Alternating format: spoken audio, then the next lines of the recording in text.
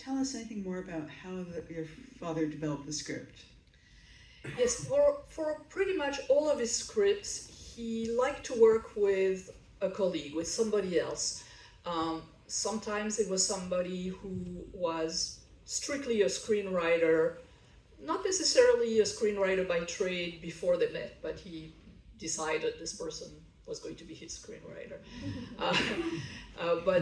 And he tended to associate certain friends, colleagues with certain genres. So for his period movies, he always worked with Jean Gouault, starting with Jules and Jim.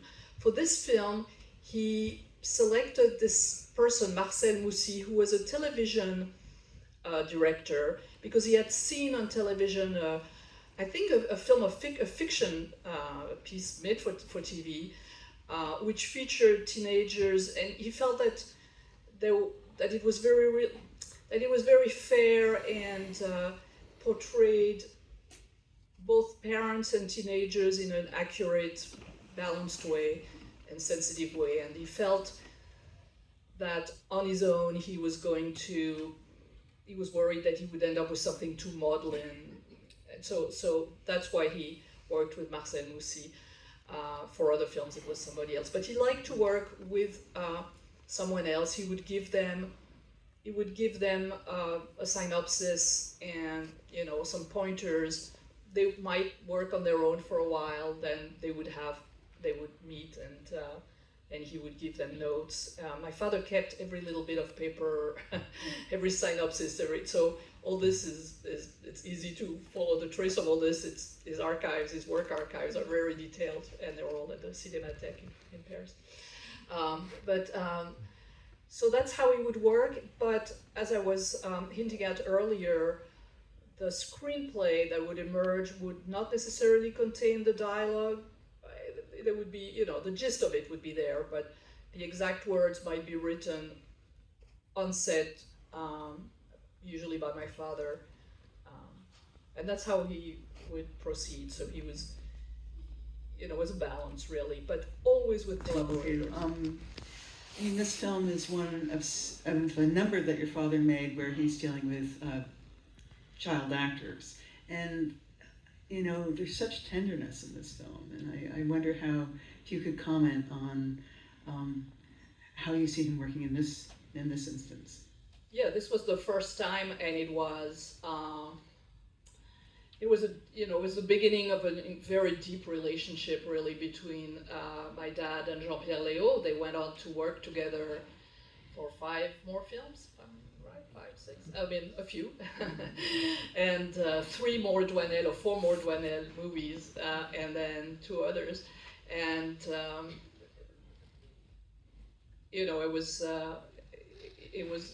my father cared a lot about Jean-Pierre, who was 14 then, and seeing him grow up, become a man, become a well-known, very respected, famous actor,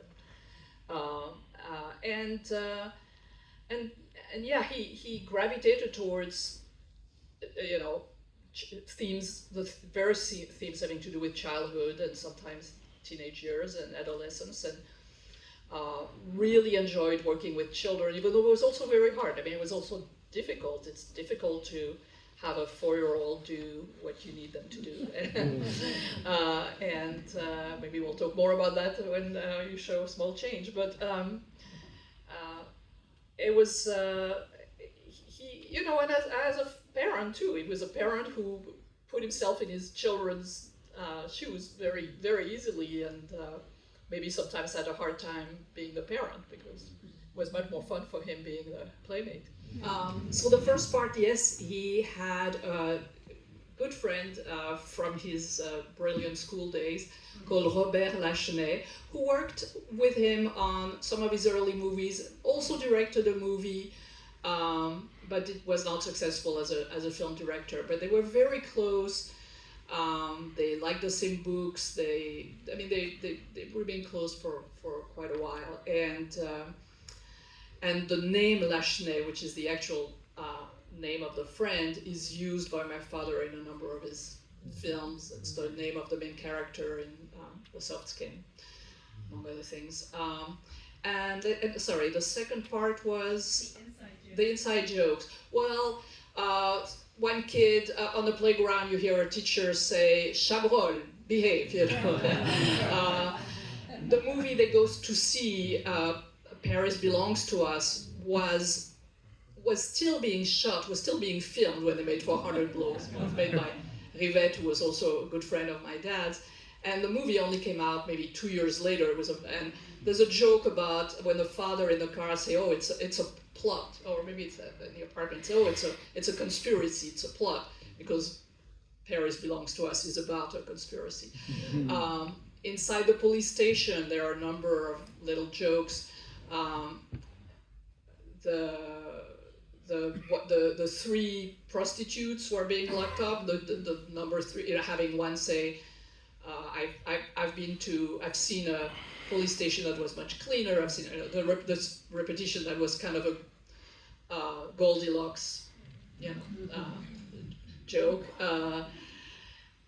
In the police station, incidentally, one of the policemen is Philippe de Broca, and the other one is Jacques Demy, who was about 4 years before making Umbrellas of Cherbourg.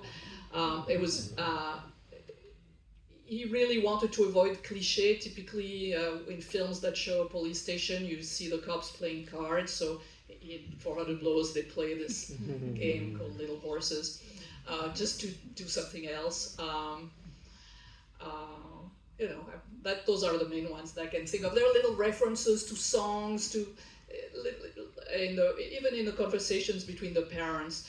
It's risky because if you do too much of those, then you know, the audience still has to be invested in the movie. It can't work only on a second degree. I mean, it has to be, you know, sincere. But there are in every one of my father's movies, there's always something that'll, you know, kind of pull me out because I'll get the reference. So he shows Antoine early on, and I'm not sure why. Douanel was not the first name chosen. First, it was going to be something like. It was almost the same, but it was going to do an anagram of his friend Doniol Valcroze, who was one of his colleagues at Cahiers du Cinéma. So Doniol reversed, I think, but it didn't ring well. So it somehow changed it to Douanel, without realizing that Ginette Douanel was Jean Renoir's secretary, spelled differently, spelled with a silent S, but. It's only after the movie was made that he realized he had been kind of channeling somebody from Renoir's universe unconsciously. There are a couple of little references to Jean Renoir in the movie too. How much of that was going on in your father's work generally, and here in particular? You know the end when you start, or? Yeah, I think that's a huge difference between my father and Jean-Luc Godard. I mean, Godard was notorious for changing the script as many times as needed. Not always, not for every film, but whereas my father, by and large, stuck to the script. The script was I would say maybe 70 to 80% really done before the movie started, before the shooting started.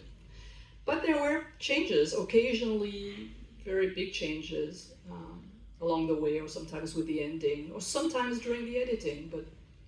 But really, I think he was more faithful to his scripts than Godard was to his.